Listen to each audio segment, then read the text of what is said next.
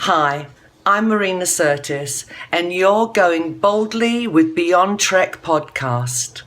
This is Beyond Trek Podcast, your source for Star Trek on social media and around the web. I'm Big J. I'm Watney. And I'm Dag, the Trivia Master. You can find us on Facebook at Beyond Trek Podcast and on Twitter at Beyond Trek Pod.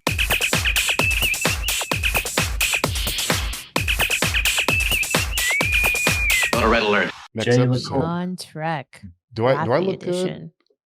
You look cold. I look cold. Well, yeah. I'm doing my thing, trying to keep safe, keep distant, doing the social distancing thing. And then, as you guys know, how long have we been on this quarantine now? It feels like it's been going on forever for the COVID-19. I think I'm wrapping up my 10th week in quarantine. I'm back at work. So you are? Oh man.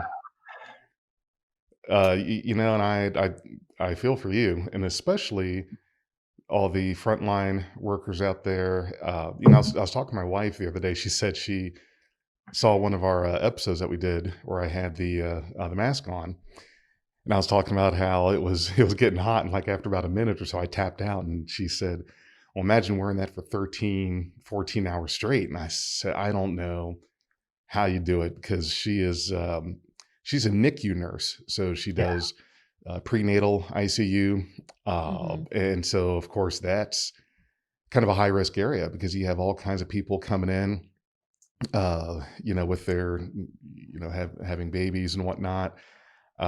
So the unit is pretty much always masked.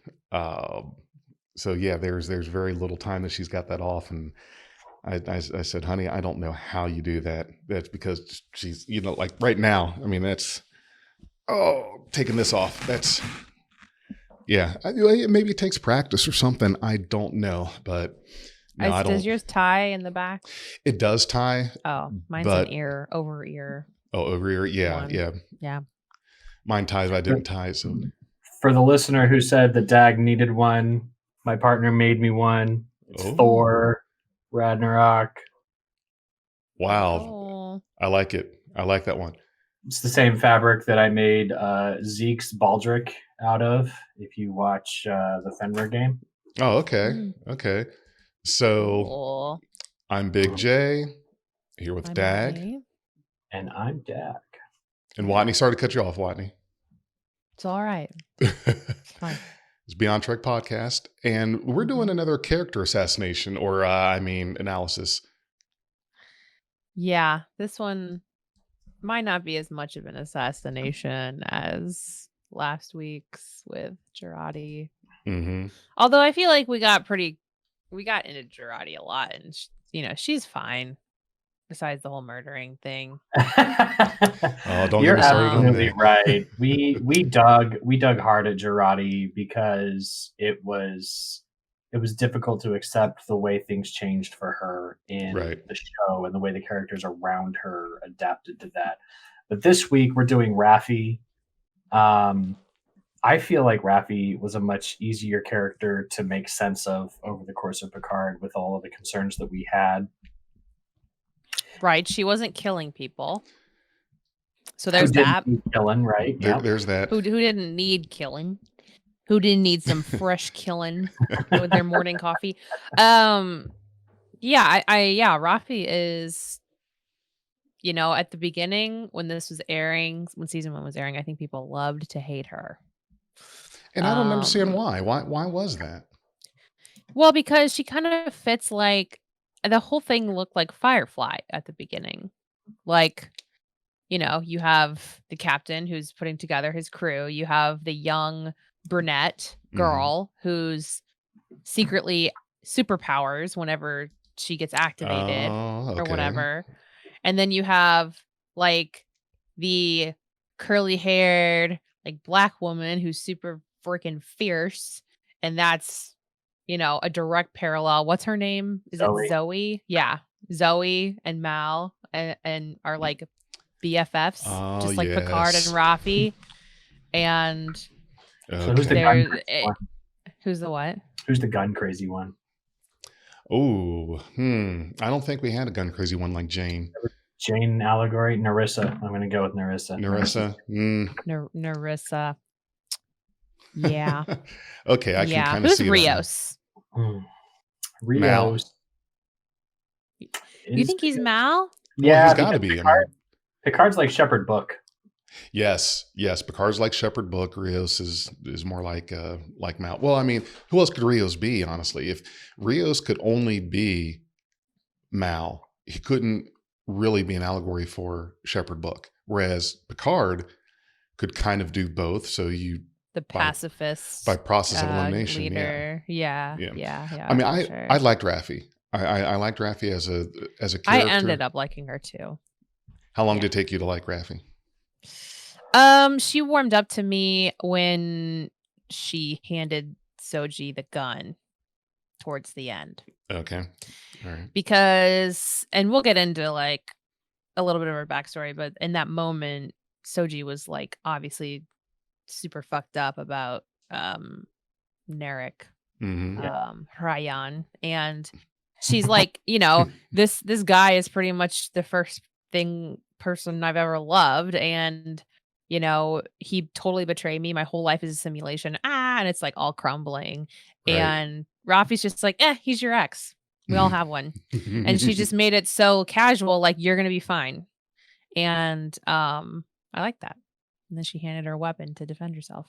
So that's when she kind of like finally came full circle for me. I started liking her more and more, and then that was the moment where I was like, yeah, I like this character. Oh, I just thought of a joke. Exes are like buttholes. We all have them, and they all stink. That's a joke. Wow. Okay.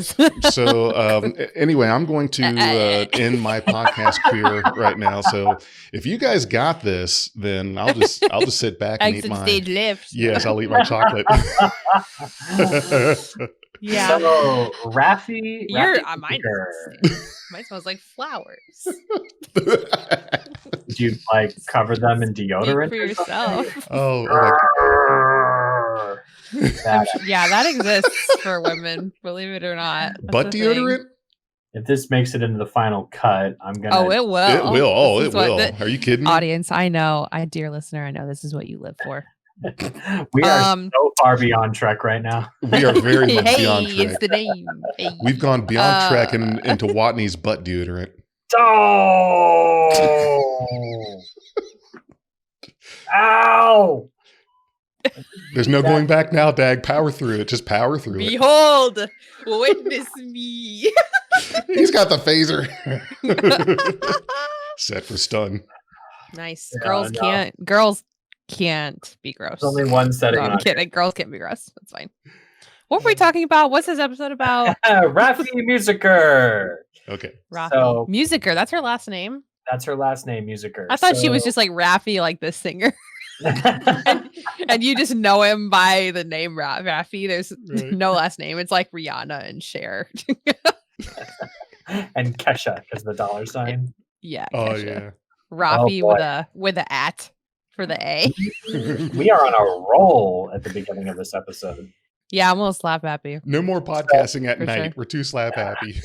On a Wednesday, no less. On a this is a Wednesday. After a work day, and it's a full moon, I heard. It is a full moon. It's a full ass moon. All right. Well, Dag, please get us on track before we lose every listener for this episode. So, Raffi Musiker. Raffi started out as an old friend of Picard here. She calls him JL. That was sort of, not really appreciated by the fandom, but they worked together during the Romulan evac.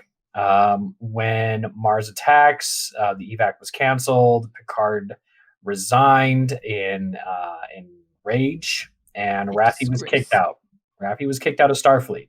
And while Picard retired to his mansion, Raffi retired to her shack in the same place that Kirk fought a Gorn like 130 years ago. And so it's not the same place where Beatrix Kiddo killed Bill's brother. It's the same set. Yeah.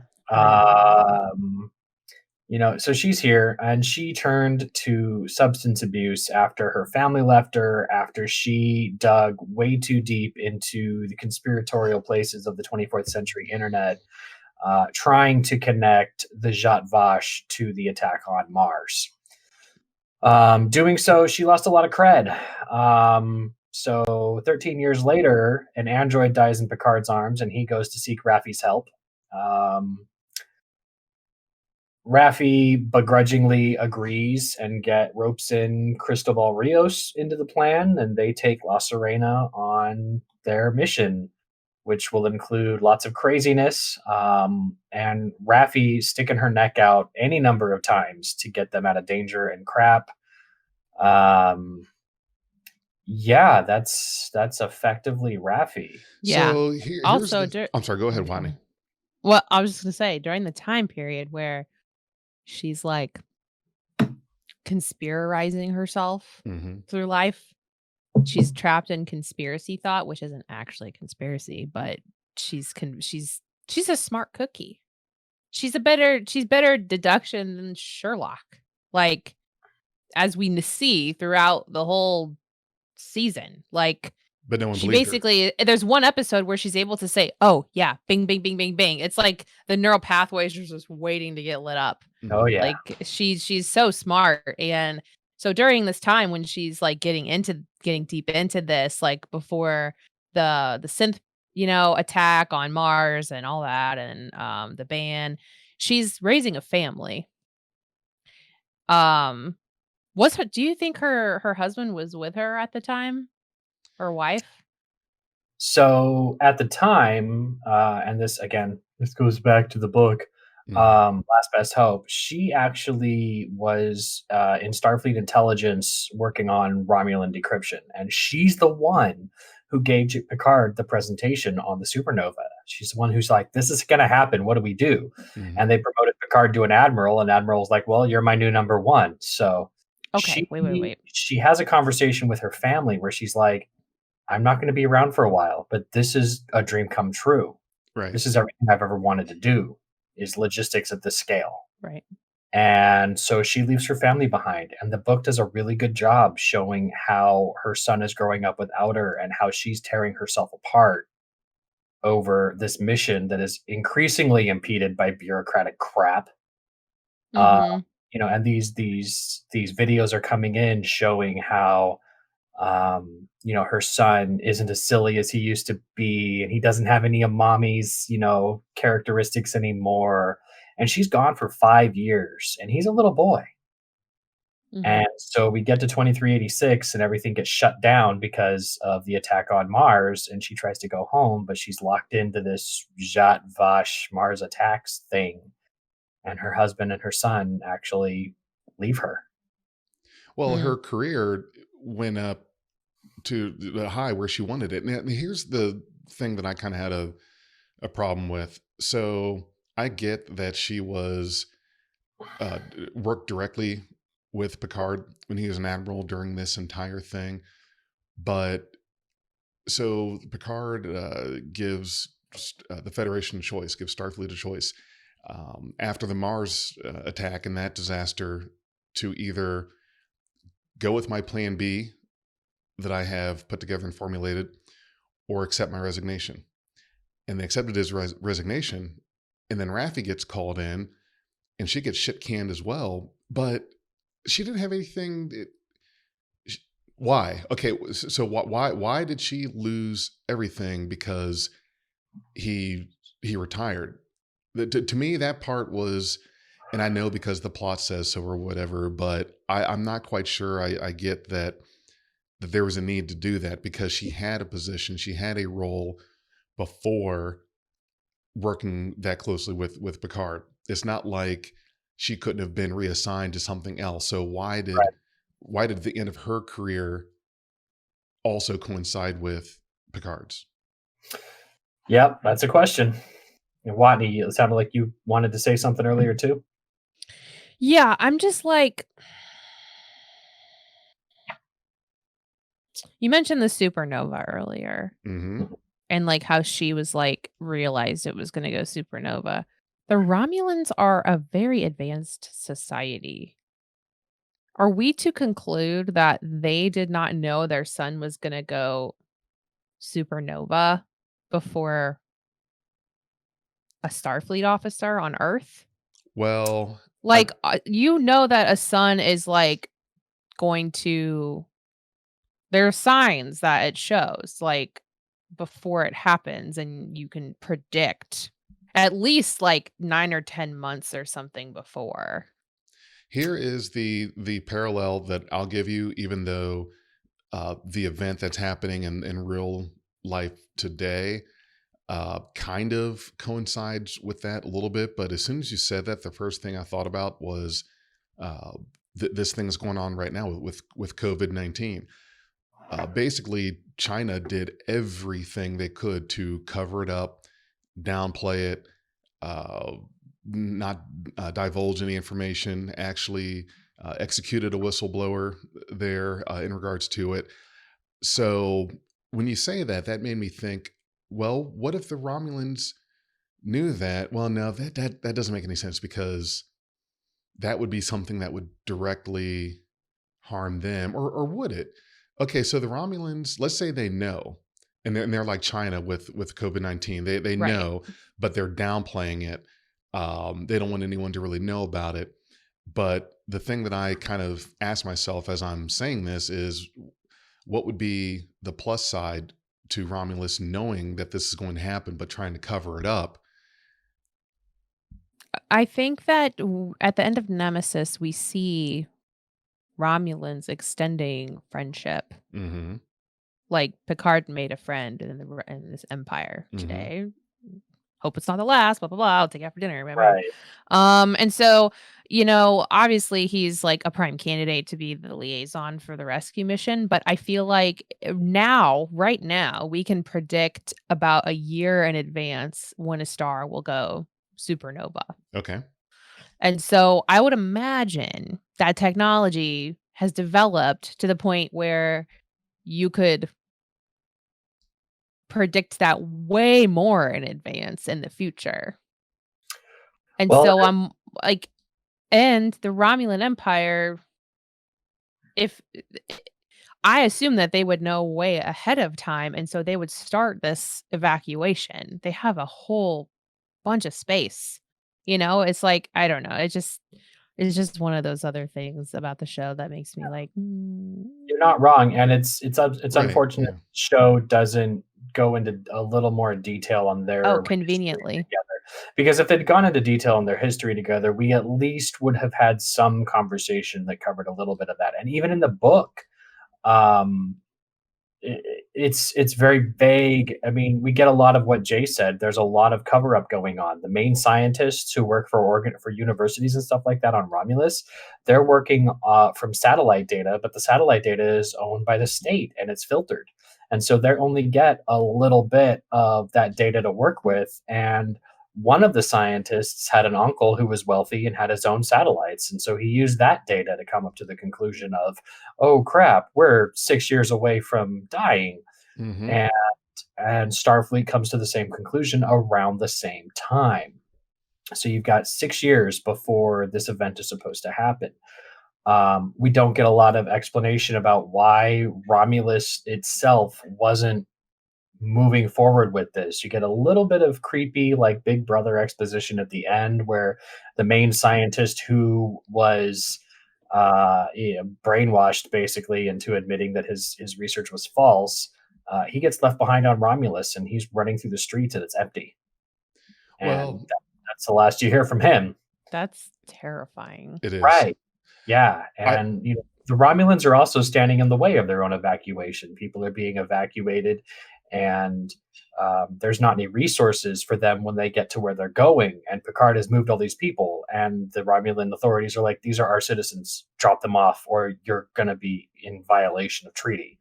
So he has no choice but to dump these people off in tent cities when they were promised homes. So there is a lot of that weight that gets carried with Picard and Raffi in the book. Was the Romulan stars supernova artificially induced? Well, they suggest as much in the book, but nobody covers it. Okay, so we don't have an explanation. No, and I didn't surprise, think fucking surprise that we don't know. Again, something that is crucial to something making sense. Right. Yeah. Just because you wanted agency, you had to make a star explode. Okay, moving on. Right. Sorry to Yeah. sidebar. Dr. McCormick, if you're watching this, I loved your book, and I'm sorry that the producers limited what you were able to write. In the context of the show, the way I took Raffi's discovery. Now, I may have missed that.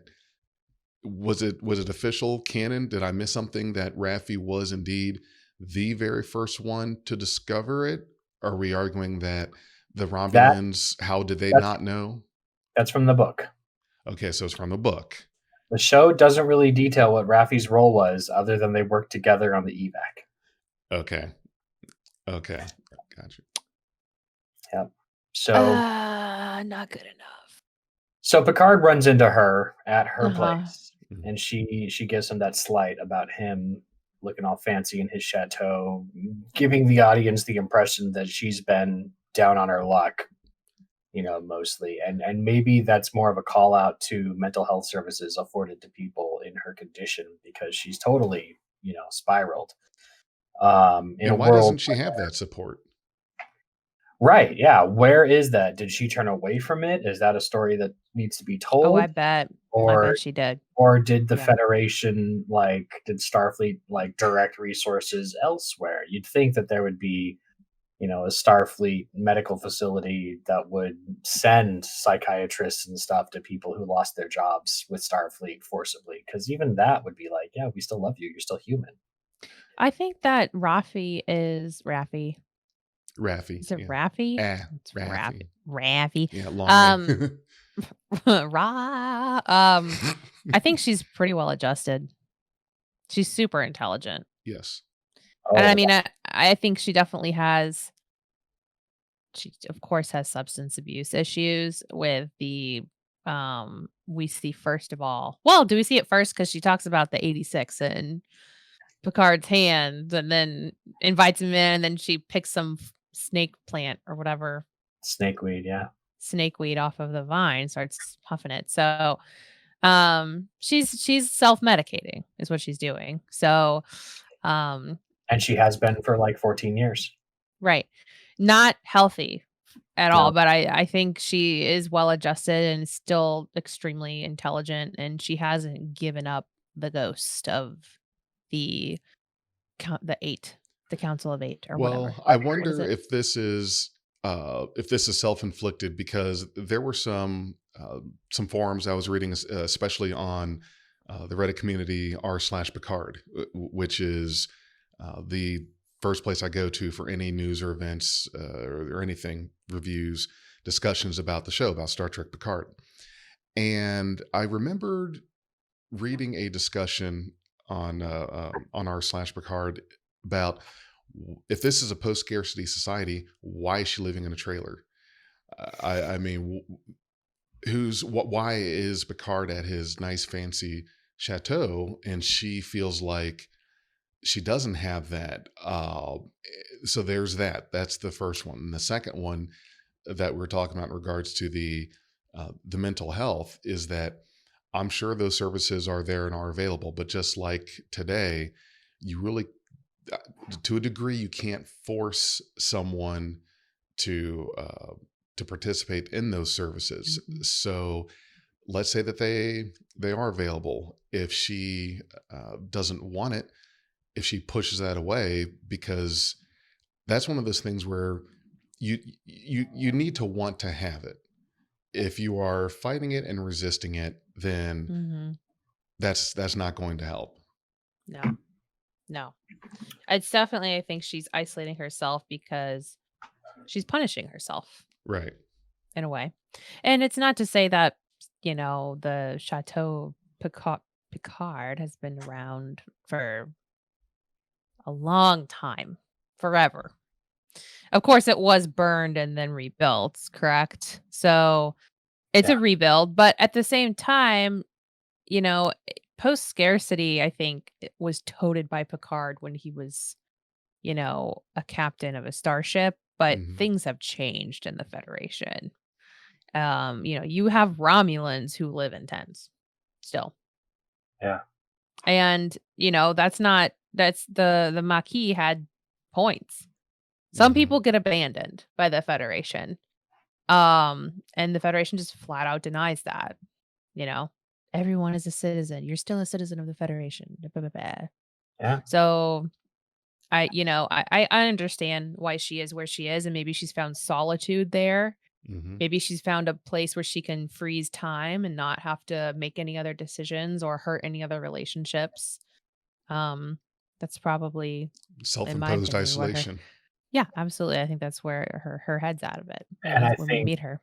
I think right along with that, there's a line that her son says to her when they meet. He says, "Do you know what it was like to grow up being your son?" And what I took away from that was Raffi was a public figure who was despised and shamed. And so maybe she was also sort of forced into isolation because whenever she went out, she was Raffi, the tinfoil hat conspiracist. And everybody knew it. And I mean, that's very much like a what do they call it when they want to slam your reputation? They basically pull. I don't really know what it's. I can't remember the word. Somebody knows the word. Defamation of character. But they basically just defamed Raffi. They launched a program to make Raffi completely nuts and totally ruined her character and her reputation, so that everybody would think that she's just a crazy person. And her son had to grow up with that smear campaign. Yeah, there it is.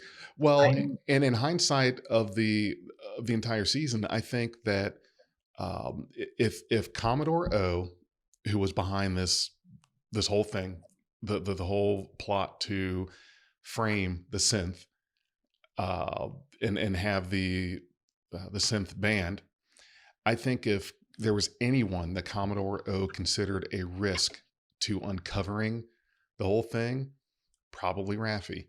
And I am sure it was within her power to kind of carefully guide a misinformation campaign, smear campaign to discredit Raffi and kind of help get her away, because if anyone's gonna blow the lid on the thing, it's going to be her. So we have to find a way to get her discouraged into the substance abuse, lost, because if she's around, she's gonna crack this nut wide open.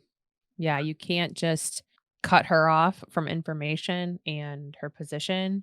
You have to go after her life, her personal life. Yes. Because when you're busy with your personal life being shit, it's like Maslow's hierarchy, sort of. Like, if your personal life isn't in order, you're not going to have time to have your imagination running around about what Romulans are doing. Right. So they definitely made sure that she couldn't do that. So after 14 years of that, her old boss comes along and is like, "I've got a mission, and it involves that stuff that you were neck deep in. You want to come with me?" And after a long talk, she says, "Sure, I got a pilot." And that's how Raffi, Picard, and Rios end up on La Serena. Raffi is pretty instrumental in helping them in a number of cases. Episode 5, when they go to the casino planet that I don't remember the name of. Stardust City Rag. That was the name of the episode. Way to go. Free Cloud. Yeah, Free Cloud was the name of the place. Right. I keep thinking Free Bird, but that's a song. Or Free Hold, but Free Cloud. And that's where all the really cool cameos were: Quarks, Mr. Motts, Cassidy. And here, she's the one giving everybody tips and tricks how to sneak into this place. And based on what we were talking about, where does she go? She goes to talk to her son while everybody else goes to do the mission. She gets them all set up. Right. She's like, "You're going to be this, and you're going to be this, and you're going to be this. You're looking great." That's not a language. During the Ocean's 11 caper, she gets them set up, and Seven's there. Yep. Mm-hmm. Yeah. So Seven kind of shuffles into Raffi's spot in the lineup, while Raffi goes and does backstory shit. She has her own side quest, her own reason why she's there. That's the whole reason she got aboard anyway. She's not there really for Picard. I mean, she cares about Picard, which we know at the end. but she's pissed at him. Yes. She's helping him because this serves her interests, primarily 2 interests, and then his interests come third. First, she's clearly like, I am so interested in this Romulan thing, and I need to figure out what is happening, and I need to be in the middle of it. And then her son. Those are her 2 primary interests. And then Picard's interest comes third for her until she gets to Free Cloud and her son and her have a heart-wrenching conversation. I was going to point out that maybe the reason why Raffi didn't go down to Free Cloud where everybody was there is because she's so well known as persona non grata that she would have endangered the mission. Do you think she's that well known? In terms of the smear campaign, in underground, circles, this smear campaign could have been so popular that everybody would be able to point out this former Starfleet officer who got drilled into a hole by Starfleet. Like, you don't get drilled into a hole by Starfleet unless you're the worst of the worst. Just something to think about. Maybe not canon, but something to think about there. I guess well, I could Seven see is well known, clearly. Too. Yeah. So.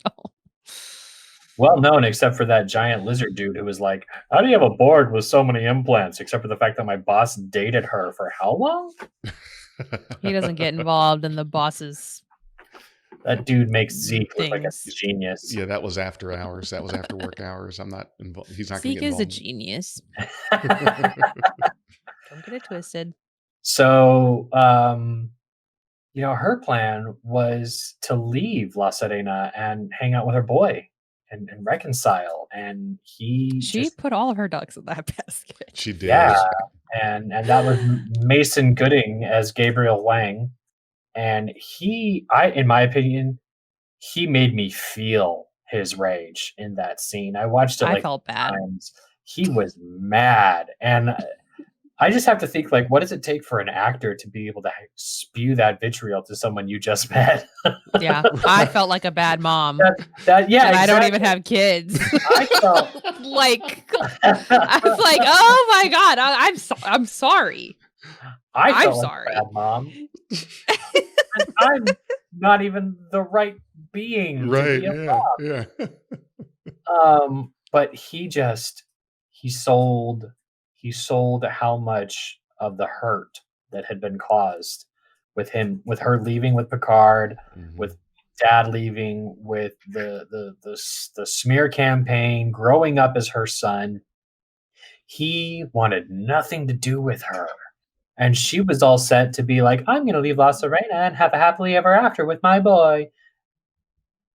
I think she kind of knew that it wasn't going to go well. It's just another moment maybe of self-sabotage. I think she really genuinely wanted to be in his life and love him and, all that. But she goes, she talks to him, she gets brutally rejected, and she goes back on La Serena. She doesn't stay in Free Cloud and, say like, okay, I'm here and I'm just going to make my life here. And if you want a relationship, I'll be here. I'll give you some time. She doesn't stay in the proximity. She goes ahead and leaves again. Yeah. And she goes right back to La Serena and locks herself in a room. Yeah. Right. Totally dejected. Yeah. She left again and buried herself back in that hole. Yeah.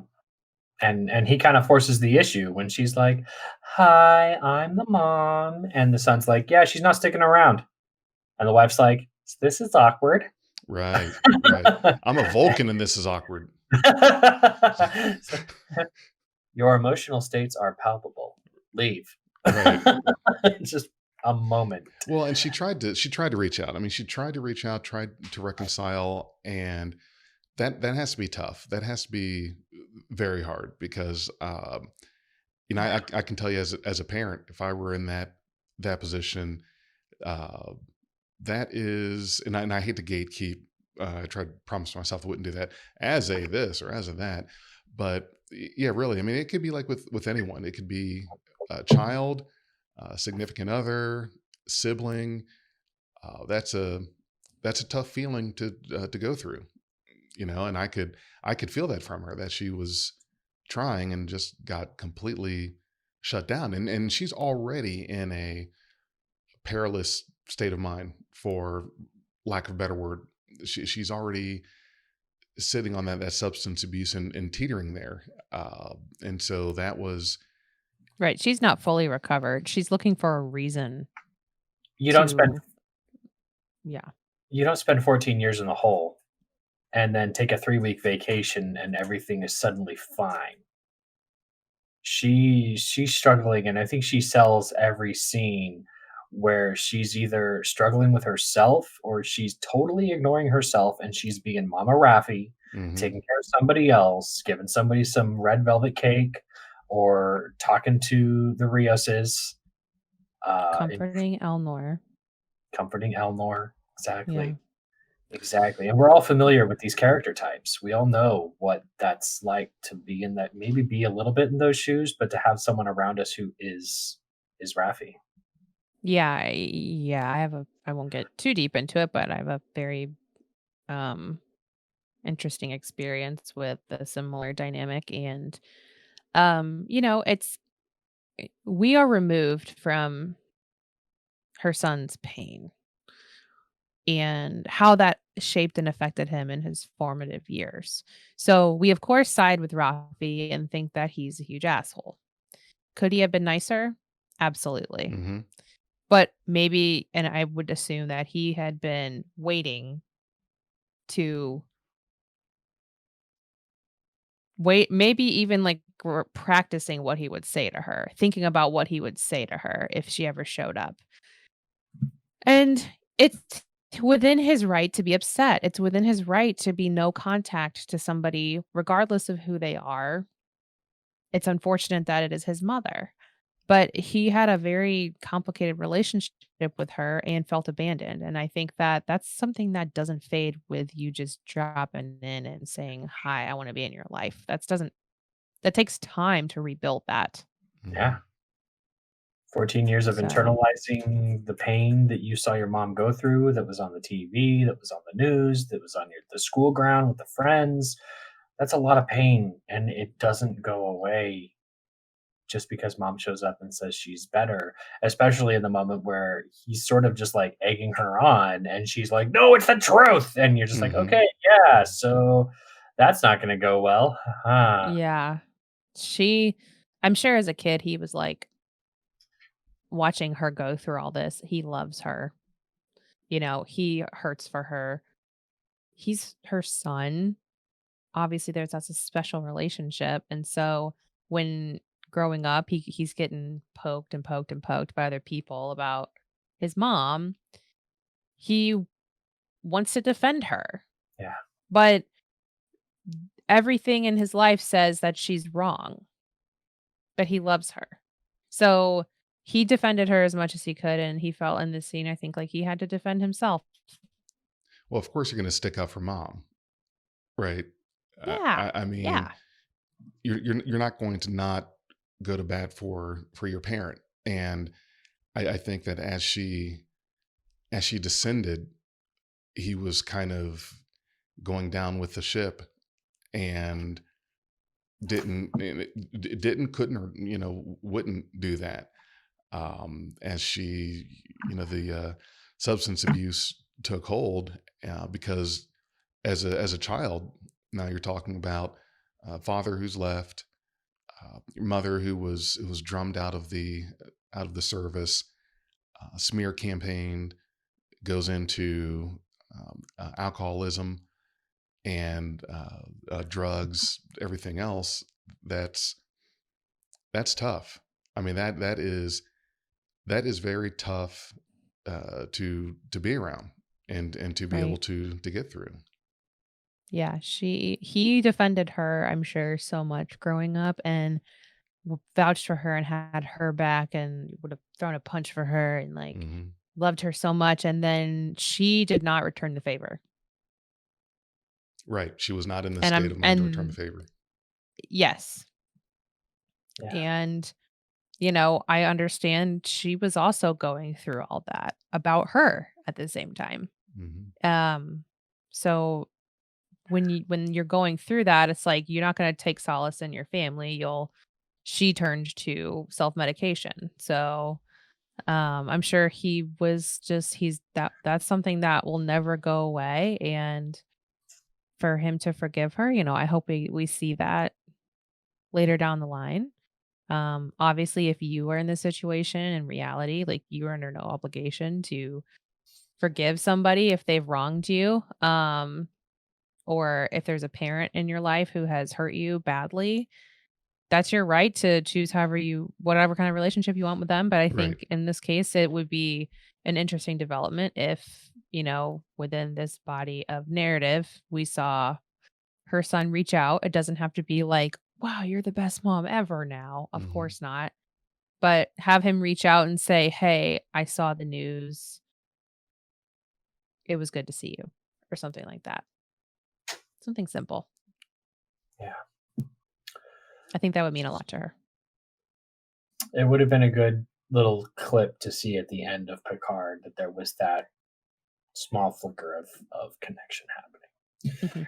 Rejected here, Raffi goes back to La Serena and locks herself in her room and dives probably on a bender.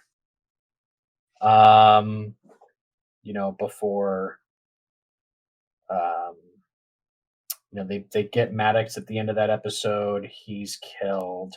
She spends a couple of days in her room. And then she comes out and she's definitely intoxicated in this scene, but they need her to pull some strings with Starfleet to get some creds for Picard to get on the cube, the Romulan research project, the artifact. And she takes a hit off this Horgel, which is Orion for pipe, and she smokes some of that snake weed, and she just pulls it out of nowhere. Total, just bootlicker happening. It's amazing. You know what the scene made me think of? There were times I know that I went through, maybe some of you guys did, but you're out with your friends, having a good time, whole bunch of drinks, et cetera, et cetera. You go to a bar or a club and you try to negotiate with the bouncer to get in, or like not pay the cover, or some ridiculous thing. And that just because that's something that I witnessed when I was when I was in college, and it was hilarious because this scene was kind of like, that's kind of like that. For some reason, you think that after a few beers, you've suddenly become the master negotiator. Except Raffi has. Yes. Yeah. She is able to leverage her way into a fucking Borg cube. Yes. Like, that's in Romulan space. Yeah. Yes, she is a master manipulator. But I think that she can pull that out if she needs it, but that's obviously not something that she wants to live as. She can do it, but she chooses to have more genuine moments, like seeking moments out with her son, telling Picard that she loves him. Having those moments with Rios, talking about his past. She is a very genuine, open, and warm person. The more that we see her, although she was kind of a big fat meanie to Girardi when she came aboard, but she just has such a good intuition. I think she definitely knows how to read people and she did, because when Girardi came on board, Raffi's like, who the hell's this? No background check. What the hell's wrong with you? Right. What the hell is this? But you're right. And the thing is that this cost Raffi of the friendship.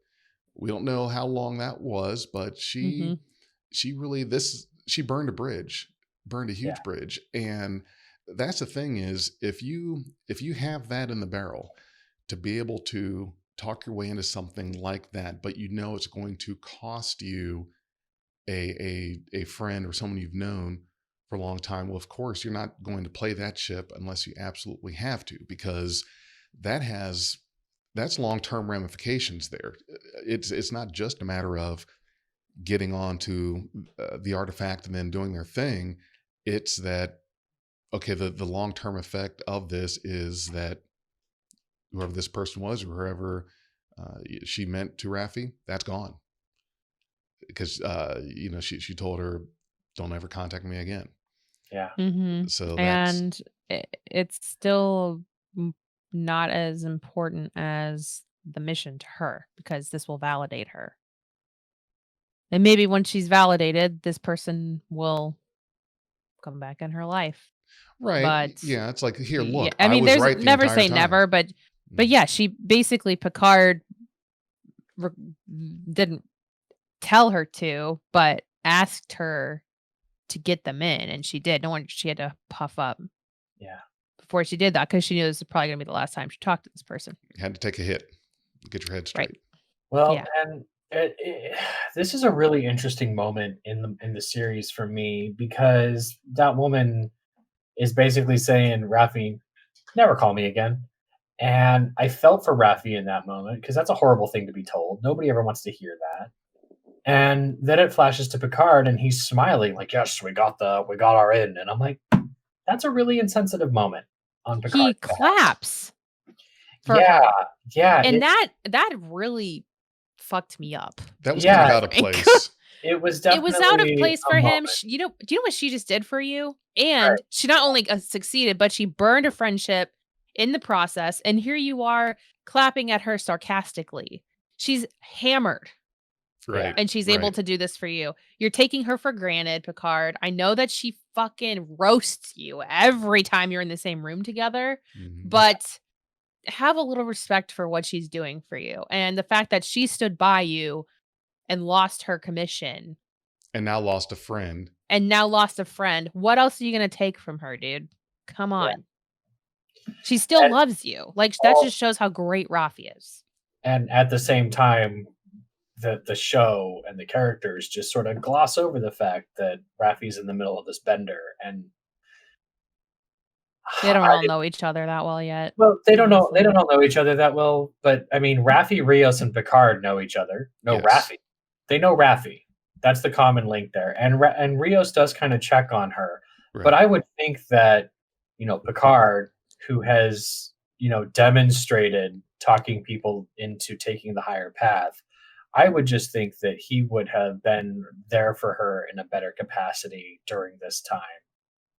And it was jarring to see him clap as if I got what I wanted, let's move forward, and not show any empathy towards Raffi for burning this bridge in the middle of a spiral after her son just basically told her to screw off. Right. That's terrible. And I really felt for Raffi there. It was kind of sad to see her like slumping away back to her room when he was clapping meanly at her. It was very mean. And I'm not used to Picard being mean other than to Barclay. It definitely came off as cruel. It was cruel. Sometime later, during the events of Nepenthe, Picard and Soji are gone. They're off the cube. And Rios is in the middle of his own bender because he's coming face to face with, the scary bits that led him here. And Raffi is trying to piece together what happened to Rios. And all these EMHs, all these holograms, they seem to know. I think this moment with Raffi was probably the most comedically entertaining moment of the series, which he gets all the Rioses in the room and they're all like, we're glitching out, bonk bonk. But to Watney's credit here, to Watney's statement of Raffi's a smart person, she got all these incarnations of Rios together and then just really started drilling them to get this information in a bucket. And that is not something that I would expect any character to do, to get all these holograms in one room and knowingly try to dig for that information that Rios has locked up. That shows you how smart she is, because she knew that there was something there and something that needed to be found. There was another mystery, and she was there to solve it. Yeah, and she she was able to take advantage of the way the computer scanned Rios into the system to make these templates and go, oh, so there's memories in there somewhere. Okay. You know, and so yeah, it is really is just a great sequence there. Her talking to them, and that Scottish one just says, Oh something yeah, that was when I love that when she scene. was dressing him up. She was talking to those weirdos. They're so cute. Yeah, That's not even a language. yeah, and maybe you know what this reflects. Maybe She just acts her ass off. her She's great. ability to bounce back, because this is shortly after she's been locked in her room for a couple of days, and she's just back on her feet. Tolerance levels notwithstanding. When you put Raffi on a mission, she will sniff out everything you need to know. Yes. She will point all the fingers. She will have diagrams. They will be animated. Raffi is a dangerous weapon. Oh yeah, that she's uber capable. Oh yeah, and that definitely contributed to Commodore O going, yeah, I don't want her here anymore because she already knows what the Jat Vache is. That's insane. Get her out of here. Well, yeah, because that's what you have to do is your best bet to keep someone from being sharp is to put them on a spiral, put them on find a way to get them to where they are not sharp, they're not completely with it. Where you can discredit them, and that's where the substance abuse came in, because when you are on that, it's you're just in this fog, and that's what Commodore O wanted, was for Raffi to just kind of be in this fog and to doubt herself, and for everyone around her to doubt her. And I think we've got the answer to the question that you asked earlier. Why couldn't she be reassigned? Well, she was already sniffing up the Jat Vache on her own. Keeping her in Starfleet with Starfleet resources in her off hours, she would have unlocked everything. Yes. Oh yeah, she's like her intelligence is maxed out with charisma at second place. Like, she is a force to be reckoned with, and she's such a vital part of the crew. And I think that's why she reminded me of like Zoe from Firefly, because that character is insanely capable as well. She's like a power horse. Oh yeah. And she's just I love what they do. I love both of those characters so much. I think Raffi was super vital, and she reminds me of Zoe in a really great way. I think my issues with like the comparisons was mainly with Soji and like her stereotype. Like, I love Raffi and I love Zoe. And it's they're so great. They're the glue that keeps everything together. And yeah, I'm very happy with her arc. I think that she was probably feeling so vindicated when she started talking to the Rios holograms, Rios hollows. What do we call them? I like that. Yeah. Hollow Rios. Hollow Rios. Rios hollows, yeah. Yeah, I think that, when I started to see everything clicking for her, I was like, oh, she's loving this. She's also terrified, but she's loving it. She's making headway on stuff that she's been at a standstill of for like years, decades, more than a decade.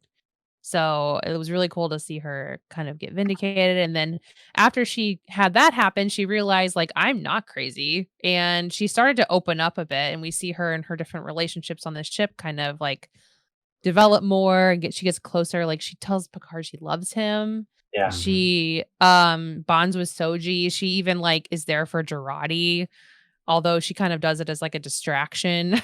But she's absolutely there for Rios during his hard time. Yeah. And so she kind of like, she I think at this realizing all that is like her second chance. It's like her second wind. It's her second era. She's ready to keep going and to keep discovering. Yeah.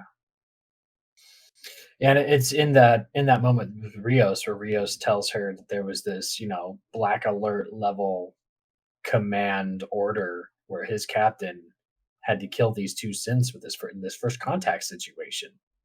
That just tells Raffi like how deep this ban is running, and there's got to be something more to that, because you don't just find a planet full of synths and then annihilate it for no reason.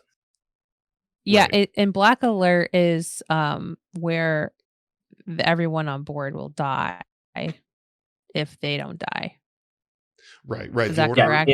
The order was The order was basically you kill them or we kill you. yes. Right. You Do kill our them, dirty work for us. or we're gonna destroy the Ibn Majid Yes. with all hands on board. Like, that's And insane. that's from Starfleet.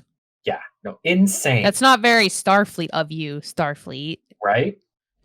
Well, but then again, this was after the attack on Mars. They are not playing around with synthetic life form. They wrecked a planet in their main shipyard.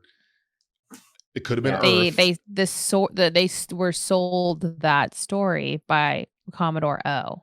Yeah, correct. Commodore O set that all up, and so I'm sure that Commodore O put that Black Alert in place. So it's not that. I mean, and she didn't have a hard time selling it. They're not messing around, because the court of public opinion was already decided, but it really was O's hand that killed all those people. Yep. And would have killed everyone on that ship. Yeah. Happily. And it speaks to how far Starfleet leadership had fallen to fear, and sort of was acting on half facts and half truths, and a lot of direction from Commodore O and the Federation planets that were threatening to secede. There was just so much pressure pulling them in so many different directions. They capitulated one way and ended up in servitude, sort of, to that fear. Wouldn't it have made more sense not to kill the synths, but for Commodore O or whoever to come out, gain their trust, and then find where they were at? Well, that became after the fact, yes, which was exactly what they did. That's not what I'm saying. I'm saying that it would have made sense if Commodore O or Starfleet Intelligence came out and befriended the synths that were ambassadors, and then asked them where they came from, and then did that. Not what they planned after. Doing that in the moment. I don't think that was the thought.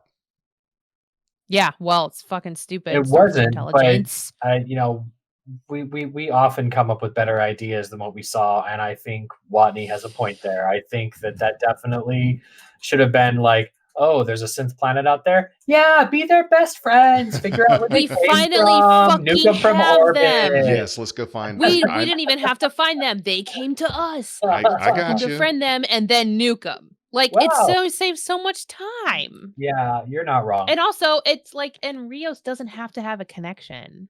Right. You're not to the sense. Everyone has a fucking connection to this plot line. It that makes it seem like the universe is so small. Yep.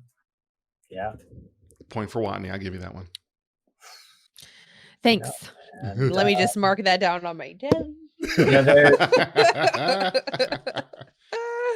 I keyed. Thank you all for putting up with me and my rage. We wouldn't be here without you.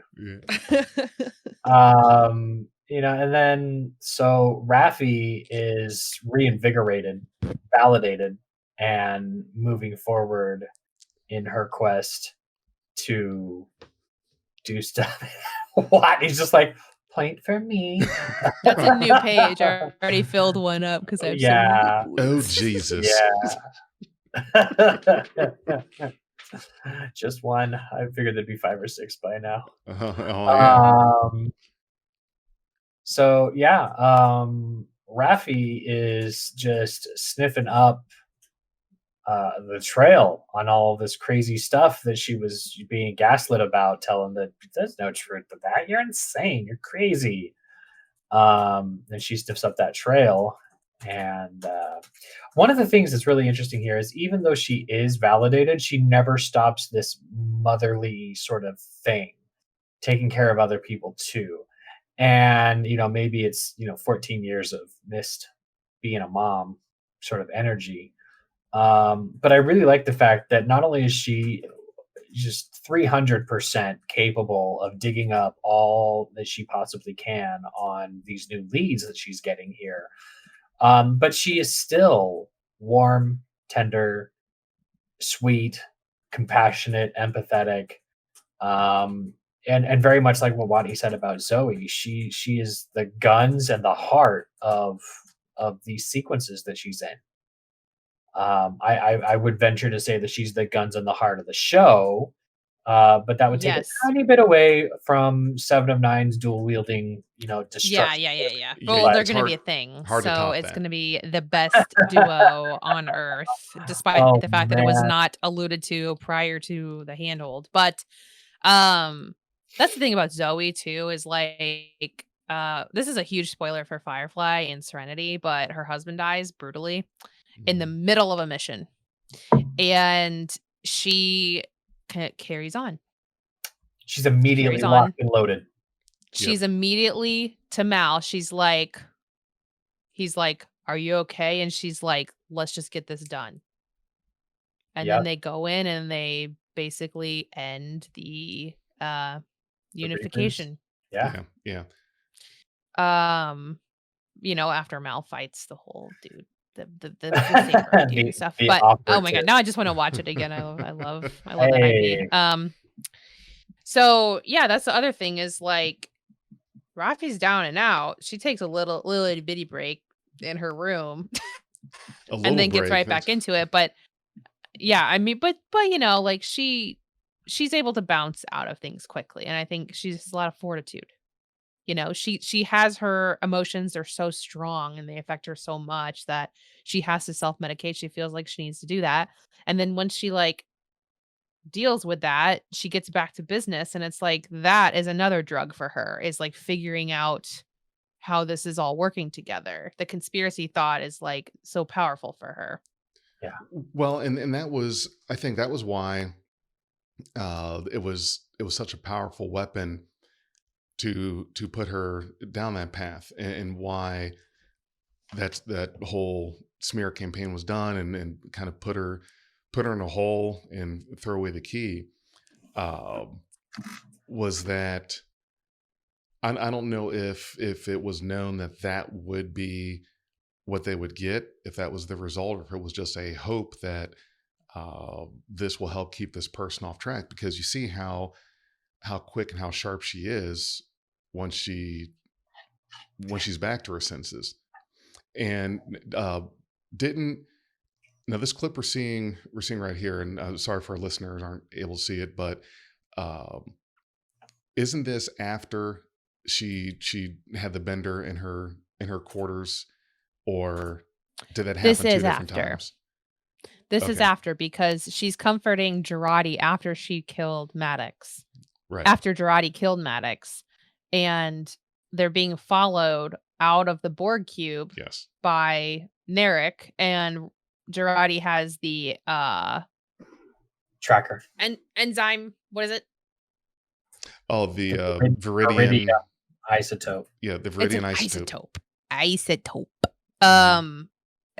She has an isotope in her blood. Say it again. Isotope. And she's freaking out because she knows she's the reason. And so she's freaking out. And so Raffi takes her down and she pukes up. Doesn't she puke it up? The red velvet. God, that must be so awful. I don't even like red velvet to begin with, but I'm glad it was red velvet, because now we don't ever have to see it again, because I don't like red velvet. Red velvet, white chocolate chip. If I could, as we're going to the next GIF here, there's something I had saved here that I wanted to show you guys. Okay, I think it was after this. So this was on Reddit by user Galaxy01. And this was in the subreddit r/Picard. So the title of his post was, "Why is drinking so ubiquitous throughout the series?" And what he had here was,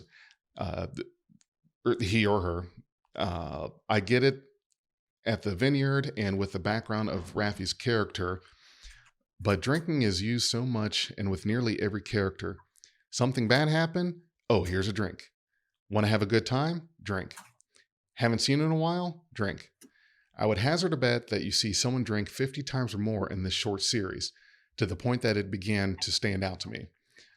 And that's true. I think that is certainly something that I noticed as well. Mhm. And as we've been talking about Raffi and what she's gone through and what she's lost, and especially in that scene where she's in her quarters and the hospitality hologram. So she was trying to override She wanted to order a drink. Right. She wanted to order a drink, tried to override it, and basically sober her put in this this code that she could not get past in a case like that. And so one of the things I can really relate to with this and with the entire character that really hit home for me with Raffi was the substance abuse and with the alcoholism, because it is something that I went through myself. I am a recovering alcoholic. Several months ago, it was a few months ago, I started going to AA. At the time of this recording, see, this is May 6th. On May 9th will be my 90 days. And so that's, and I feel very accomplished with that. And I can tell you, I can relate to Raffi, because when you're in that state, and for me, it got to a point where there is really not a whole lot else that you're thinking about during the day or at any given time besides that next drink. You could, and the interesting thing about this disease is that I found it's kind of taboo, or at least it seemed like it was taboo. What helped me to get through that and with that recovery was being able to see that, well, it's not. It's like anything else. If you have cancer, would you be ashamed of that? No. If you had diabetes, would you be ashamed of that? No. And alcoholism is very much the same. It is a disease. You cannot have just one. And that is something that you live with. And that I can see Raffi, and when she's at her prime, she's great. When she's gone to the bottle, then she's not. And that's the thing that you have to balance, because, and that's what I've had to accept, that no, it's not about tapering down. It's not about moderation or regulating. It is, you cannot have it. The best decision I can make every day, and this is this kind of thing that we do in AA, is it's every day. You live each day 24 hours making the best decisions you can today. And that is, every morning I get out of bed, the most important thing I need to accomplish today is not drink. Because when you think about not again, okay, so you can't drink forever or the rest of your life. You can't quantify that. What does forever mean? That's, and especially I'm a technical guy. I need to be able to put a number on it. I need to be able to see it. And so I can't not drink forever, but I cannot do it today. And you keep repeating that every day and keep repeating that. So seeing her down and out like this, and especially when she's trying to make those amends with her son, because I didn't have a case where it got to the point where, and thank God it didn't get to the point to where I lost a family, but I mean, it was going there, and I can tell you that I think I now see how how someone can feel in that situation, with the husband that left, the child that's angry because I am sure I was not easy to live with, and that is certainly something that if you haven't personally gone through it, it's difficult. It's a difficult concept to grasp because there would be plenty of mornings, and you know how it is. You wake up hungover, feeling like shit, and I'm not gonna ever drink that much again. Well, later that night, you're doing the exact same thing, doing it all over again. And I remember one morning, this before I started going to AA, my wife asked me, "How can you even think about drinking right now? We're talking about something I don't know." And I said, "I don't know." I said, "I do not know." That is not a question that is easily answered. But then I came to find out that that's that alcoholic brain, because you need to, you need to, and you have to, and it will start with okay, I'm just going to have one tonight, just one. All right, after 3, I'm done. Okay, 5, then I'm going to call it quits because I got to work tomorrow. Okay, 8, that's it. 10, I'm done after this. 12, 13, 14, and that's just where it goes. And the seclusion, seclusion as well. Raffi locked herself up in her quarters, and I can tell you that for her, in the state that she was in, was probably the best feeling, because you get to be lost in your head. That's what she's doing, is that's how she copes with it. And it turns down the noise. It turns down the noise in life. It helps that time to get through. It becomes a thing where you schedule your entire day around it. Let me get through work, and after work, spend some time with the kids and the family, get them to bed so I can get down into the man cave and do my own thing, and to get down there and to forget, and to shut off reality. And that's what I saw Raffi do, is that was her way of shutting off reality. And I can tell you that's a pretty difficult thing that I can tell you was an experience firsthand. Well, Jay, we've been by your side through this whole time, and we love you, and we're there for you. I appreciate that. We're so proud. I really do. We're proud of you. Yeah, you guys have really helped, and certainly with and we were talking earlier about the her getting mental health services, and I said, well, if you don't want it, then it's not going to work. And for me, anytime it was suggested to go to a meeting, I took that as, okay, that's where you go when you quit, when you can't handle it, when you've lost. You go to a meeting with the losers and tell all these stories. Well, no, it's not like that. That's where you go to help yourself through this, because the other thing is that there is no cure at all, whatsoever.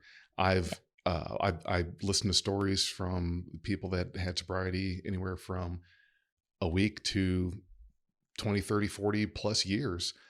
And some of them get to that point where they think, okay, I've done good. I've been sober 30 years. I've beat it. I'm cured. I'm okay now. I can have a drink. And then they end up right back square one, where they started. And you read through the book. I've got the big book that the Too Long Didn't Read About It is basically, you are not going to be able to accomplish something that hundreds, if not thousands or millions of people have tried to, quote unquote, find a cure for or to beat. So for me, that kind of helped me feel like, okay, well, I'm not special. I'm not going to figure this out. So that's it. That's done. There is no cure to look forward to. So basically, when it was suggested to go there, I know my wife suggested a couple times, which meant that 100% without a doubt, I was not going to go. So nope. You suggested it. Screw that. Don't even talk to me about that. Mhm. So really there's two ways that you're going to walk into a meeting. Two ways. One, the judge told you had to. Yeah. Two, you found whatever it was, event, situation, God, if you're religious, whatever it is, that you get to that point where you say, okay, I need to go. Those are the only two ways. So for Raffi, if she didn't want the help, then it's not going to work, because if it's pushed on you, you're going to resist it. And then that's the other thing is some of these stories you hear is, well, I just went and went on autopilot just so I could get my paper signed that I was there, or I went and sat in the parking lot just so that my wife would stop nagging me and I could say I went, stuff like that. And it's kind of the same thing is Mhm. you have to find whatever condition it is that gets you out of it. And for Raffi, it was finding that purpose and seeing that, okay, all these things that I thought, this wasn't my fault. I'm not to blame for it or what happened. This was done to me. Sometimes it's an outside force. Sometimes it could be, and in the case of substance abuse, could be genetic or hereditary. But I think that with her and with her arc, she was able to finally get to that point where it was, what was that moment that helped her, that saved her. And for all of us, it's something different. Yeah. And I mean, I gotta tell you, that is, it's not, I won't kid you and say that it's easy to talk about. It's not, but talking about it takes that power, takes that control of it away, takes it Into off of your you. hands. Right. Yeah. Right. You get to shape the narrative. Right. Your narrative. Right. You Yeah. get to shape your narrative. And it's not, I'm not going to go up to the top of the hill and broadcast it. I'm not going to plaster it all over Facebook. But however, I have found a lot more support in being able to be open about it and Mhm. and not hiding it. And I think that that's what Raffi had gone through here on this mission, was she wasn't reaching out to anyone. She was hiding that. But here's how smart she was. She had the wherewithal to know that this is where I'm going. This is where I'm heading. So I need to put this cryptographic lock on the replicator because I know where I'm going to be. And at least you have that. It's like locking your cabinet. You keep your booze in and hiding the key or something. Well said, man. Yeah. Well Thank said. you. Thank you. So yeah, Raffi. Now my heart started again. It had stopped for a while there. I was like, oh, this is Clear. But you No, guys you're helped give me the encouragement to you. talk about Yeah. that, and I just think it would have robbed the experience to not be able to talk about how I relate to this character, because I think that's Yeah. kind of what we all do. Absolutely. And I think that you come from that place of experience, and we wanted to hear your thoughts. And if you felt like it was portrayed in a way that seemed um genuine and authentic to you, and not just used as a character flaw like I see so much Mm-hmm. when I'm writing with people online. A lot of people just throw in, "Oh, my character is an alcoholic." You know? And that does a huge disservice to the people who actually suffer, because it is a disease like any other. And It's not a fun you're trope. It's not a character trait. It's no, not cool. no. So yeah. No, I Yeah. totally get that. And but you're right. It's a shame because it sounds edgy. oh yeah, my Yeah, it's characters. the easiest edgy thing to do because it's Yes. available. Yeah. It's Hmm. like most of the time wherever you're writing, you can find it. And it's lazy, in my opinion, to use that as a reason that your character is flawed. I think you should come up with, if you're listening to me and you've ever done that, you need to do something better. Right, You need right. to do better. If you are creating a RPG character and you want your edgy trait to be that he or she's an alcoholic, maybe reconsider, do something a little different, because Mhm. it is, It's unoriginal. it's very unoriginal. Yeah, I Yes. mean, it would. I'm telling you, it would be the same as creating a character and bragging that my character has gout, or some other disease, something. It's like, okay, that's not. Yeah, I get it. You want to be edgy, but that's maybe not cool. No. Live through Yeah, something like these that to really see yes, what the effects. yeah, to see the effects and what that's like.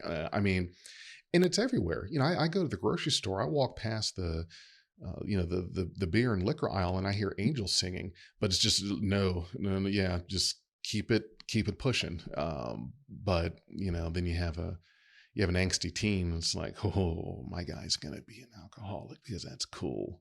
Come on, Yeah, it's played out, and played if so you're played. not that anyone, in the off chance someone's listening, come on, do better. But yeah, thank you, Big J. You're so brave, Oh, you're welcome. and we Welcome. love we Thank you love you so guys. much, and we're so proud of you. So keep up the good fucking work, dude. I will. I will. It is. I can tell you, life has been a whole lot better. Better quality time with the family and with the kids, and it's and I could relate to Raffi when she got out of that fog and the things she was able to do and to figure out. Because I'm telling you, it's weird. It felt weird getting sober and seeing all the things that you're able to do and to figure out and to keep straight. You remember that movie Limitless with Brad Cooper? Yeah, the Yeah. movie where he'd take that pill and was like hyper Suddenly everything super made intelligent. crazy amounts of sense. Right, yeah, yeah. It's almost like that. And after 20 years of alcoholism, it's like you kind of forget what that feels like, and it's almost like, wait a minute, am I really here? Is this happening? Holy shit, I'm Like smart. you wake up. Yeah, like your Yeah, and brain returns to normal like function. Not it, normal, but what Different. yeah, maybe normal, different, yeah, whatever. Better. Better. and that's why I Better was happy to function. see. Yep, that's why I was happy to see her wake up and see how formidable she is, and that was why they needed to put her in that state, because once she's clean and she's sober, forget about it. You can't hide anything from her. She's gonna blow your freaking doors off, man. Yeah, she's on top of it. I will say that I don't know if she's completely out of the woods yet. I think we saw a really, you know, positive, productive side of Raffi, but Hmm. at the very end of our of the season, we saw just in passing her holding hands with 7 of 9. Hmm. And Blink and you miss there it. is yeah, blink and you miss it. So That moment won't be next missed here. it will not be missed here. It will not be missed because we have a gift. There's a GIF. Yeah. There So is a we'll gift. put that up but at some point. But basically next to Rafi, while she's holding hands with 7, Hmm. like linking hands up, Hmm. there is a bottle next to her. And we don't know if that's celebratory or what, but it is partially drunk. Season 2 recipe for dysfunction. It is Right. partially consumed. So the kind of foreshadowing there is that the relationship with 7 may not be idyllic, and it may not be it might be rocky, you know? Right. Now, and we mentioned this, I think, in the Eleanor podcast, would be Eleanor's absolute candor should, like, hopefully at some point help remind both of them that they care about each other. This is if Mhm. it 'Cause we've got continues space on Bob. to the second season and that we actually get all this awesome idea. But it would be great to have Eleanor be like, "You two are being dumb," and then leave, and they're like, "Yeah, we are being dumb," and then they like make up. But it's like I think that it's not easy, and they're not portraying it as something that's easy to do, um to give up alcohol. It takes a lot of fortitude, and it takes taking power back in your life. And I think that it's a little foreshadowing going on. So we'll see what happens there. What do you guys think about that? Well, I you go hope ahead, Dag. I was just gonna say I hope Raffi's arc with abuse is at an end, and that maybe she has found a balance with enjoying drink for celebratory reasons, and that her relation with Seven will only grow upon that. That's what I hope. It would be really difficult to Well, see season 2 where she's back in the dumps yeah, but for her growth. yeah, I think it's good for her growth. I also know we can see that Seven self-medicates on her own as Mhm. well. So there may be a bit of a negative or maybe a bit of reinforcement Well, that goes on there. But I agree with Seven, Dag. yeah, go ahead, Jay. I agree with Dag. I think, and at least I hope, that the second season deals more with the recovery phase of it. We've already seen the abuse phase. And at least that's my hope, is that they deal with the recovery side of it. And yeah, you're right. We saw Raffi and 7 of 9 link hands, link fingers together at the end scene of Picard, and they had the bottle next to them. I hope that the writers get some.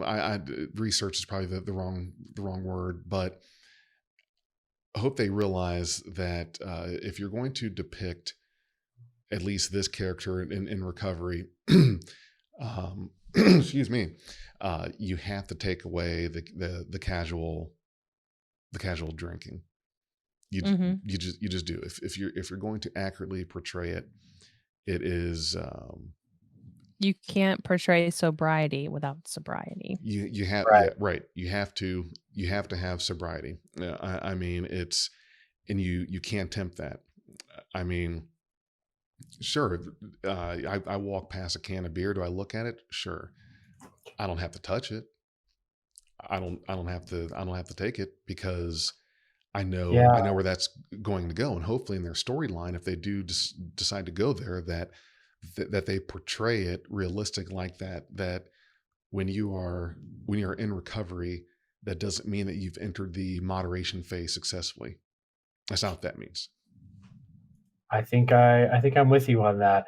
You can have a writer post on Instagram saying it's the 24th century, therapy techniques are better than, but then it's difficult to relate to, and you can't get somebody who is struggling with this see Raffi just casually drinking and not having a problem. If you want to represent that viewership, represent it authentically. Right. It's exactly like how they deal with like transitioning in track. It's like, oh, in the make believe world, you can just have an outpatient surgery and change all that.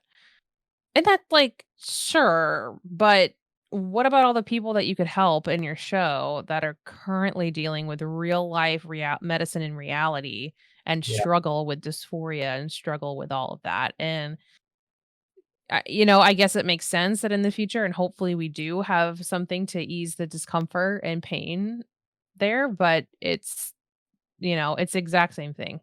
If Star Trek, you can't just like hypospray the problem out of existence. Right. If you're going to be Especially if you're- representative, do it authentically. Yes. Yeah, especially if you're relating, as Trek always does, to the current century, Oh yeah. Yep. current decade. Validate people, and you can't just dust it under the rug of 24th century technology and techniques. The people need to be able to relate to it, and that is maybe that is the key thing that has been forgotten in Picard, is that, okay, yeah, we can suspend our disbelief and say it's the 24th century, whatever, but that feeling of relatability is wanting. If you don't relate with your audience, then what's the point? You won't have an audience. Right. I can completely buy the strong possibility that in the 24th century, alcoholism was cured, that there was a hypo spray for it or something. Boom, you're fixed. Okay, I will concede that maybe hundreds of years in the future that could be, but you can't relate to it today if that's what you're doing. If there is a hypo spray for everything, if there is a cure-all for everything, then you can't relate. It's too advanced. It's too forward. And that would make me tune out. Yeah. Because I'm not interested in a magic cure-all that I can't relate to today, because your magic cure-all in the 24th century is minimizing my struggle today. Yes. And a lot of the time it's like something unresolved too. Like there's a lot of pain that's behind self-medication. And yes, like there are access to wonderful counselors like Counselor Troy, but it also involves a lot of facing things within you, and it's not just something you hypospray away. You can't hypospray away like your demons. Right. That's a great tagline for the episode. You can't hypospray away your demons. Yeah. I love it. Put another mark on your board. Show us. Show us your mark. I'm gonna move the slide forward one, because it's that other emotional moment that we all, Jiminy Christmas. Watney's been right a lot of times. Sweet Jesus. How many is that? Like 100? Let's count them. I don't know how many 15, times 20, that 25, is. 30. You can fade on the episode now. I have 35, 40, 45, 50. I'm just kidding. I mean, I have another sheet over here that's all the times I've been wrong, so it's about the same. So. Right. Raffi, they all end up on what is it? Coppelius is the name of the planet. I don't think so. It's the name of the station, whatever they call it. Something like that. Yeah. In orbit. And Raffi's going back to the ship to fix up La Serena with Rios using the magic plot device. But she stops at this moment, and they have a really genuine heart-to-heart. And even after Picard's like, I'm sick, I'm dying, there will be no hugs and no further discussion, Raffi's still like, JL, I dig you. You're cool. I love you. And she goes in for that hug. Yeah.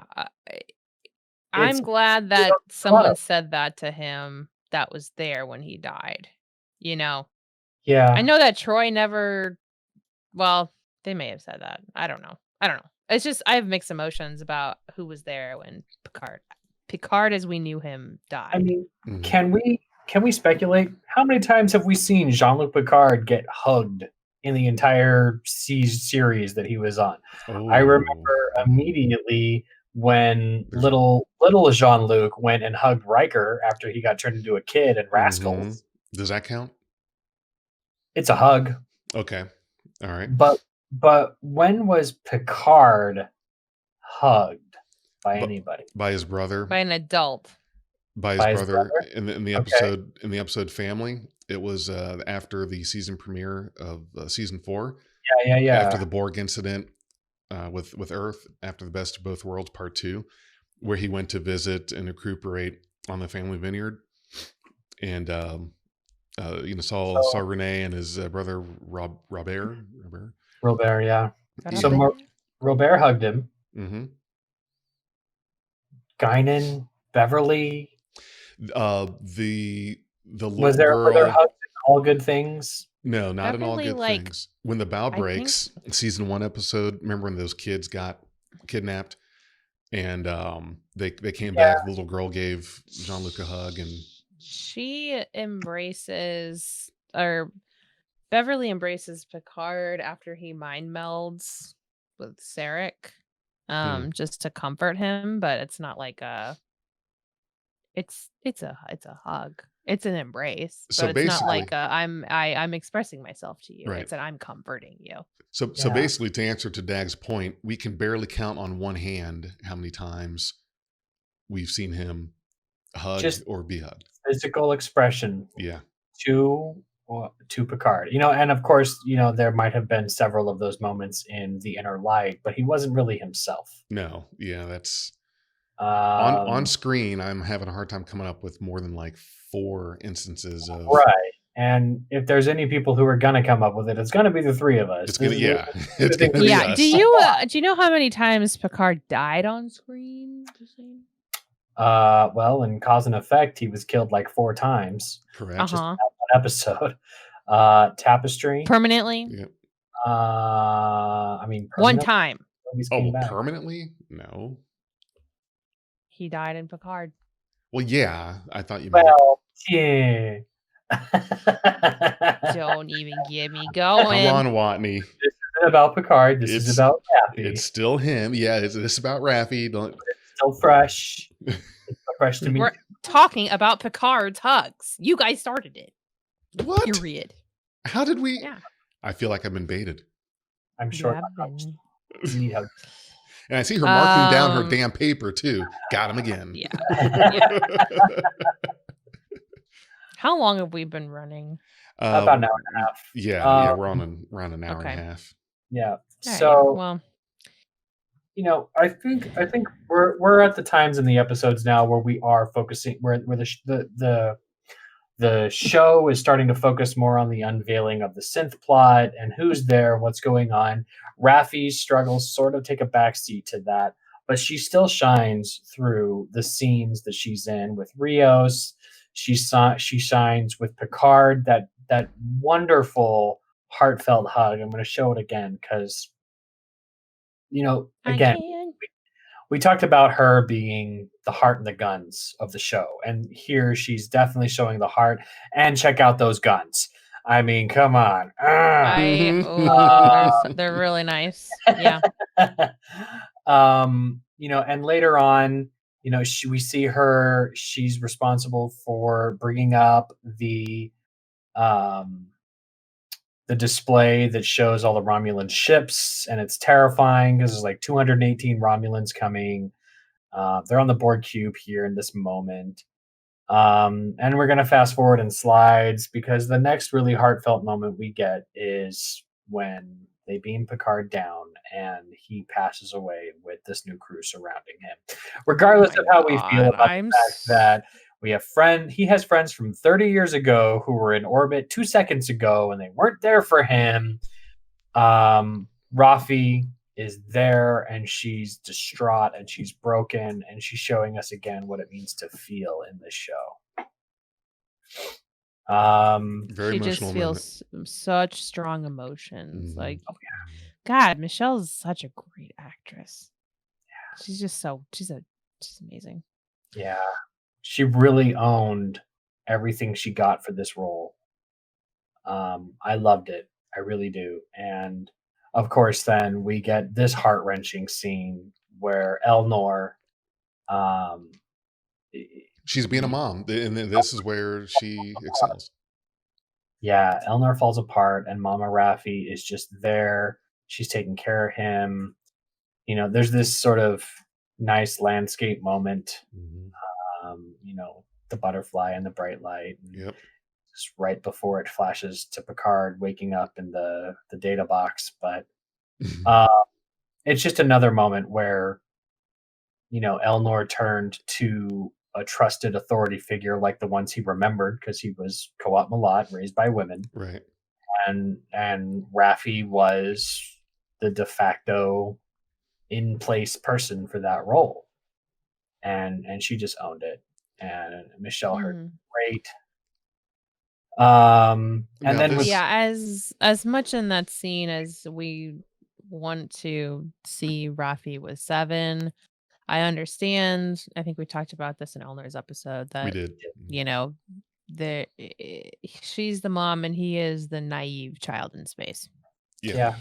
And Well- so it was a good matchup, and I'm interested to see how that dynamic between them progresses. It'll be cool. Right. And here's the thing that everyone wanted some kind of setup of Raffi and Seven before seeing them hold hands. It's like the main takeaway from that is, well, we didn't get any setup. You didn't need a setup. Okay, there was obviously time that passed. Do we have to see everything on screen?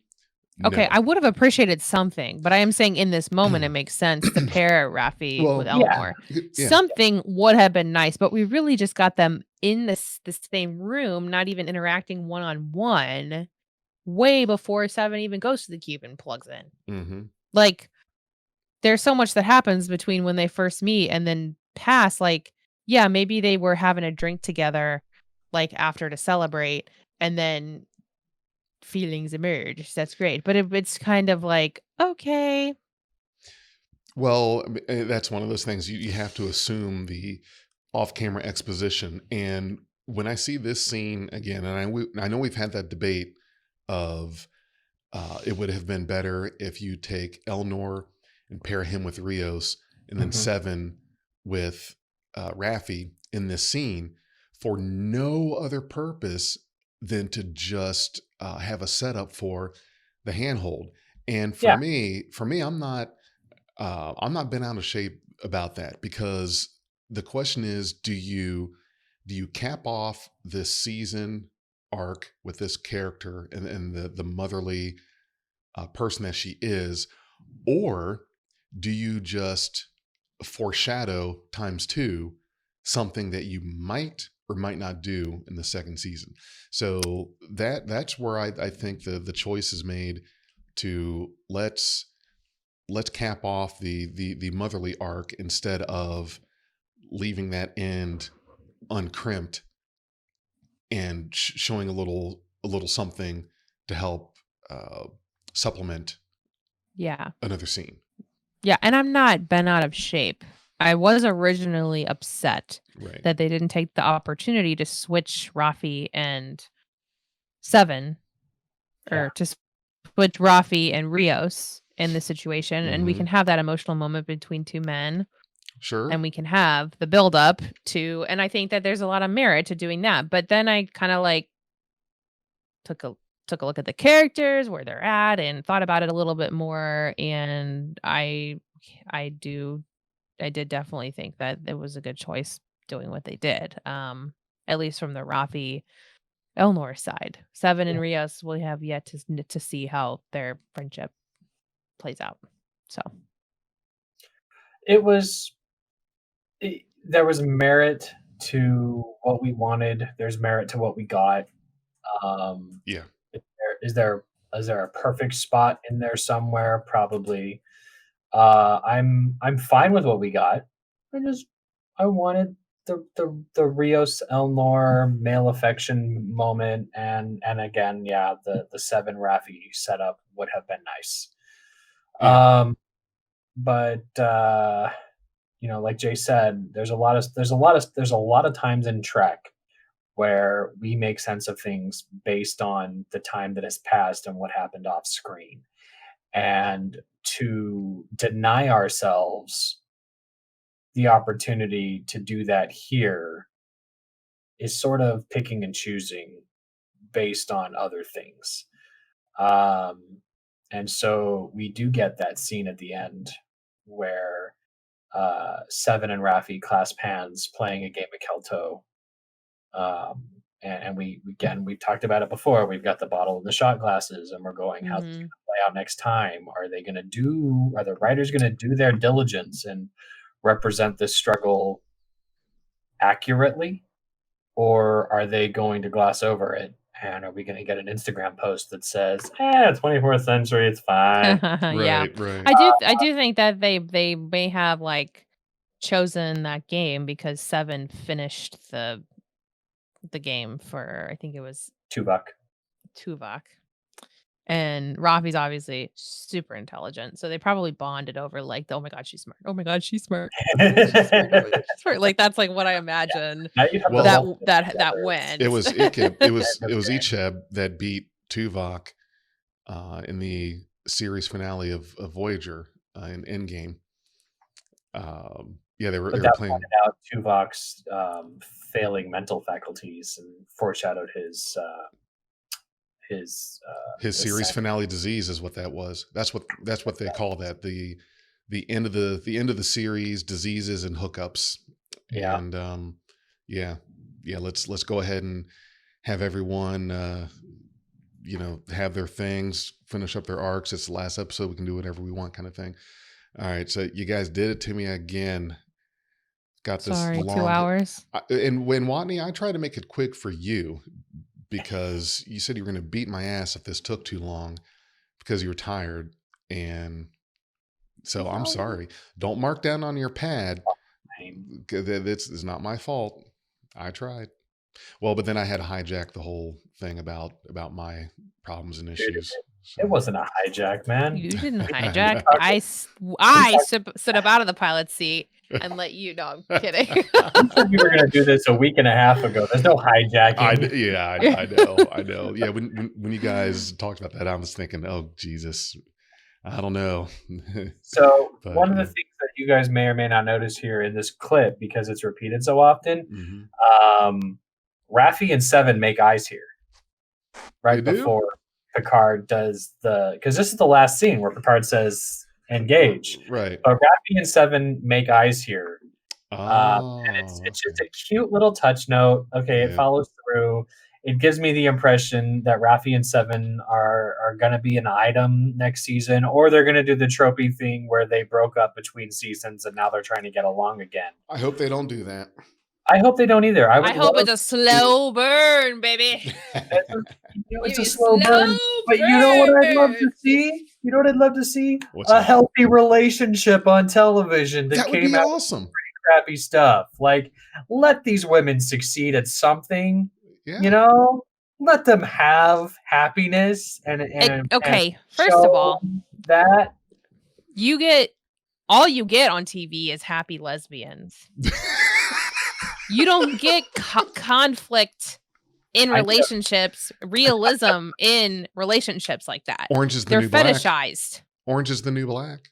Right. There are exceptions, but by and large, that type of relationship is extremely fetishized. You're right. So every time I see lesbians on TV, they're happy. So if a slow burn doesn't mean it's not like a healthy relationship. It just means that you take your time and the relationship has meaning for both the characters and it's not a hookup. I would love to see that. Yes. I would love that. And when I mean a happy relationship, I don't mean the fetishized one where everything is perfect and everybody's beautiful and woo-wee, look what we can show you on TV. I mean, let them argue about not putting their dishes back in the replicator and the stuff that couples argue about that is just a thing that happens between couples, but still let them love each other and respect each other for that. The relationship doesn't end just because they have the same regular relationship problems everybody else does. Show that you can have these little problems with your relationship, but the relationship is more important than these little things. You know, that's one of the things that I really loved about Cassidy and Ben. They didn't always get along, and Cassidy lost her shit on Ben several times. And Ben acknowledged it. He didn't just disregard her.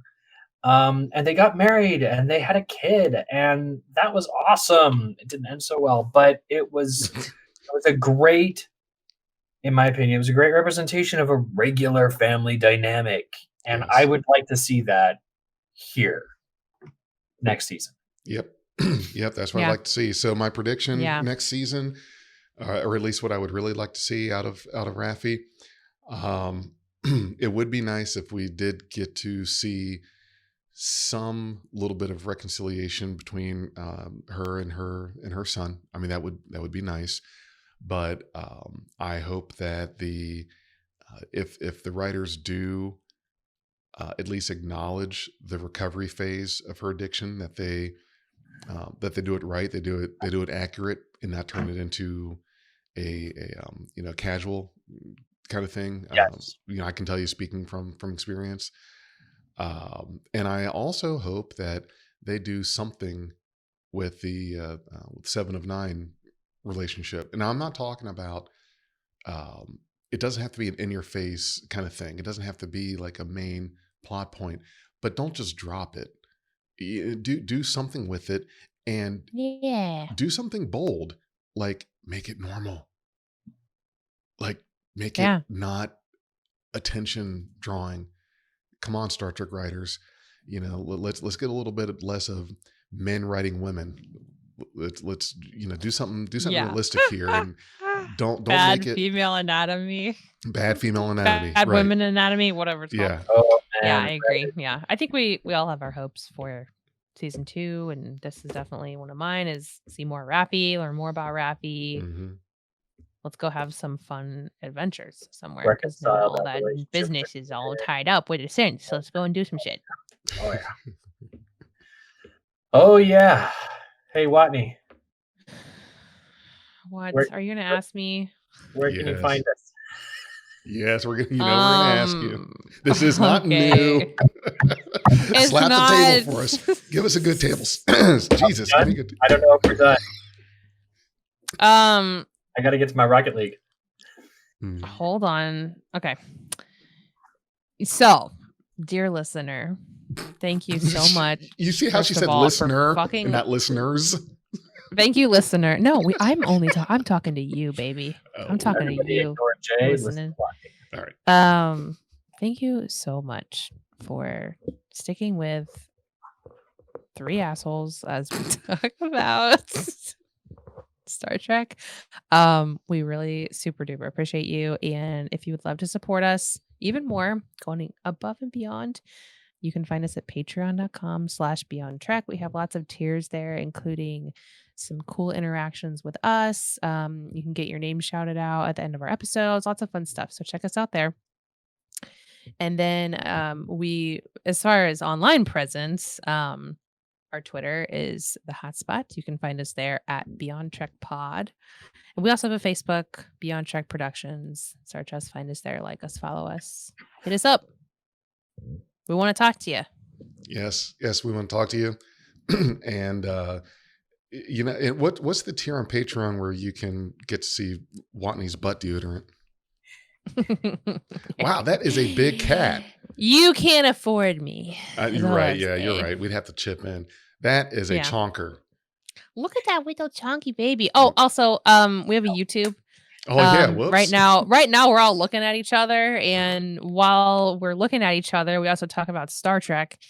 And while we're doing that, we also have screen caps and GIFs. Yes, GIFs, not Thank GIFs. you for pronouncing GIFs. it correctly. GIFs. We have Star Trek GIFs, which just happens to be one of the best subreddits on Reddit, by the way. Thank you. Playing in the background of the episodes. And come check us out on YouTube. You can watch us talk and stuff. And if you like cats, we've got a big old husky one. We got cats. What's the name of your cat? We ever have cats? What's the name of my cat? Is that Ezra? For 5 points in trivia, it's the wrong Curzon. trill. It's Curzon. Oh, Curzon. But don't you? Add 5 points to your pointometer over there. Yep. I named my cat after the old man because this guy's 12 years old. 12 years old.